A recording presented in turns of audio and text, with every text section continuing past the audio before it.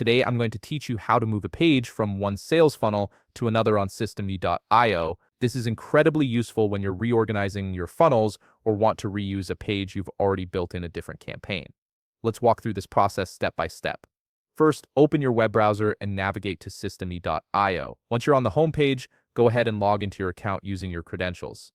After logging in, you'll land on your system.io dashboard where you can access all your tools and features. Now, look at the top toolbar on your dashboard. You'll see several menu options there. Navigate to Sites, and from the drop-down that appears, select Sales Funnels.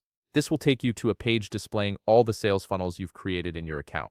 On the Sales Funnels page, browse through your list and click on the funnel that contains the page you want to move. This will open up that specific funnel and show you all the pages within it.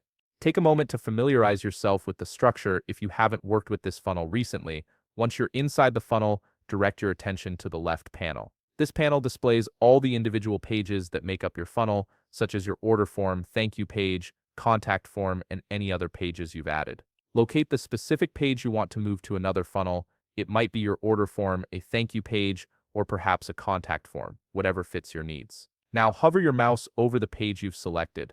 As you do this, you'll notice some additional options appear. Look for the 3 dotted lines icon that shows up right beside the page name. This icon represents the menu for that particular page. Go ahead and click on those 3 dotted lines to reveal more options from the menu that pops up. Click on Move. This action tells system.io that you want to relocate this page to a different funnel. A new dialog box will appear on your screen, giving you options for where to move the page.